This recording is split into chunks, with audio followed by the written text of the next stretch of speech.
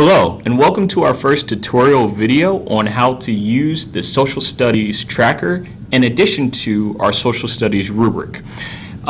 First and foremost, before we talk about any of that, if you need to find the Social Studies Tracker or the rubrics or any other resources within the humanities context, I would definitely recommend that you look at this website, which is tfahumanities.weebly.com/. Once again, you can reference this website for a plethora of teaching resources within the humanities context and also to find these trackers and rubrics. So, what we're going to be talking about today is how to actually use this tracker in alignment with the rubric. So, the first thing that you'll notice is the outlay of what this tracker looks like. Most importantly are these four different domains that are highlighted in yellow. You'll see stating the theses, supporting the theses, developing the theses with effective arguments, and organization.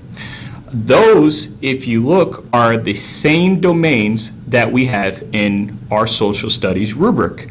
And you'll see that all of those align on a 1 to 4 scale. So for example, you can state a thesis, but it's also important the extent to which you've stated a thesis. And that can be anywhere from the target of 4 points or the baseline saying that there's no indication that there is a thesis or there's just a lack of real attempt towards that. So this is how our tracker is going to work. Any of the grades that can be inputted into any one of these 4 components will be on a 1 to 4 scale. So, for example, what we're going to do with class 1 is we're going to first enter in our students' names. And I'm going to enter in a few of my actual students' names right here. Some of my favorite ones. So, we have Don Tavius, Cortavius, Clintavius, and Tavius. This is real. These were some of my students. And let's just say that the first time around, this is the diagnostic.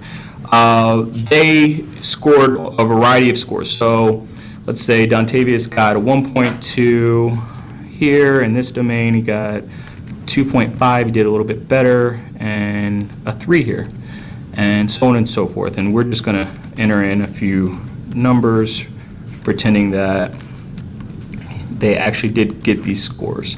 And once again, I do want to emphasize the fact that you can enter in points. So for example, you do not have to be 1, 2, 3, or 4. You could be somewhere in between. You could be 1.5, for example. And anywhere between that, that is your judgment and your calibration with your MTLD. And so what you'll see is that we've entered in a variety of scores.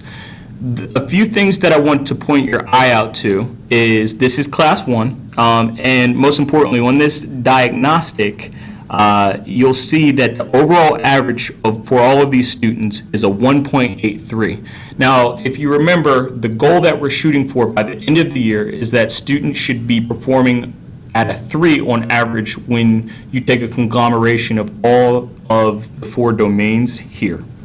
The next thing that your eye should be tracked towards is, once again, this is only class 1, and you should not enter in all of your students into class 1. So the next question may be, how do I enter in more students?